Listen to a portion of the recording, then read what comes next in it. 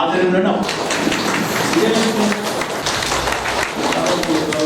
ప్రకృతి వ్యవసాయం ఆ సంవత్సరం చేసిన రైతులు మనం ప్రతి సంవత్సరం వాళ్ళు మంత్లీ అంటే మందులు ఎరువులు రసాయన ఎరువులు వాడడం వల్ల దాన్ని ఏదో మనం గుర్తించుకొని మంచి విషరహితమైన ఆహారం పండించుకొని పెట్టుబడి తగ్గించుకుంటూ ఆదాయం పొందే అవకాశం ఇది ఒకదానిగా ఉంది. భవిష్యత్తు ప్రకృతి వ్యవసాయానికి చాలా ముఖ్యం.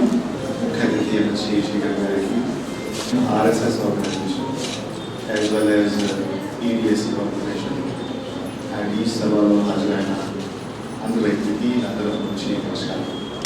గత 4-5 సంవత్సరాల నుంచి ఈ ZPNF zero based natural farming ఈ యాక్టివిటీ క్రింద మందులు లేకుండా ఫర్టిలైజర్స్ లేకుండా ఒక గ్రామంలోనే దొరికిన కావుల ద్వారా మిగతా దేశీ ప్రగతిలో అవైలబుల్ రిసోర్సెస్ ద్వారా మీరు నేషనల్ ఫార్మింగ్ చేస్తున్నారు. సో ఆంధ్రప్రదేశ్ ఈ జీరో బేస్డ్ నేషనల్ ఫార్మింగ్ అగ్రిస్తున్నారు. రకరకాలుగా వివిధ ప్రాంతం నుంచి మిగతా స్టేట్ నుంచి కూడా చాలామంది రీసెంట్గా ఆంధ్రప్రదేశ్లో వచ్చి ఆంధ్రప్రదేశ్ రైతులు ఎట్లా చేస్తున్నారు, ఎట్లా మనం chemical free fertiliser free natural farming చేస్తే పర్యావరణం బాగుంటుంది, మన ఆరోగ్యం బాగుంటుంది వాళ్ళు నేర్చుకుంటున్నారు. మన రాష్ట్రంలో కూడా మన జిల్లాలో కూడా చాలా ప్రొటెక్షన్ అంటే మనం కూడా చాలా నేర్చుకోవాలి, ముందుకు వెళ్ళాలి. సో ఈ సందర్భంగా మేము అదే స్కీమ్ లేదా మీకు ఈరోజు ఒక 10,000 రూపాయలతోటి ఒక 2 డ్రమ్స్ 200 లీటర్ 100 లీటర్ మరియు ఒక 2 తార్పాలిన్స్ ఇవ్వడం జరుగుతున్నాయి.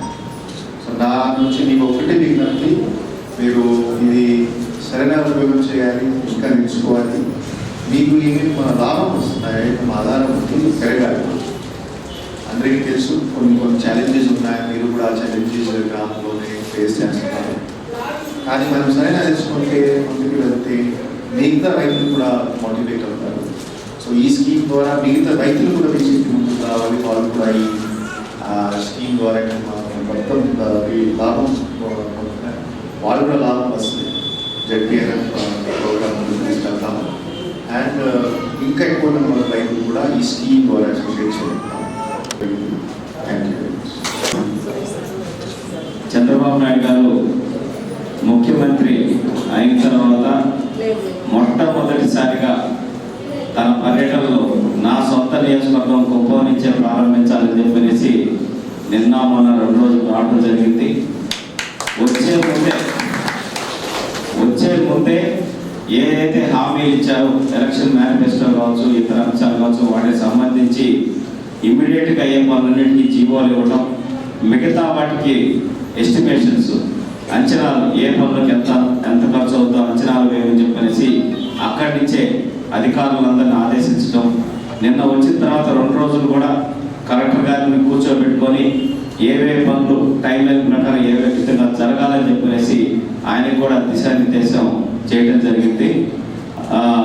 రాబోయేటటువంటి గడిచిన 30 సంవత్సరాల్లో ఎంత అభివృద్ధి చెందిందో కుప్పం దానికి మించిన అభివృద్ధి ఈ 5 సంవత్సరాల్లో చేయాలని లక్ష్యంగా చంద్రబాబు నాయుడు గారు పెట్టుకున్నారు. ఆయన ఒకే ఒక మాట చెప్పాడు, పేదరికం లేని కుప్పాన్ని తయారు చేయడమే నా లక్ష్యం అని చెప్పనేసి. సో దాంట్లో భాగంగా ఈరోజు ఇదొక కార్యక్రమం, ఒక మంచి కార్యక్రమంలో మీతో కలిసి పాల్గొనేదానికి మాకు అవకాశం వచ్చింది. దానికి మీ అందరికీ మనస్ఫూర్తిగా ధన్యవాదాలు తెలియజేస్తున్నాం.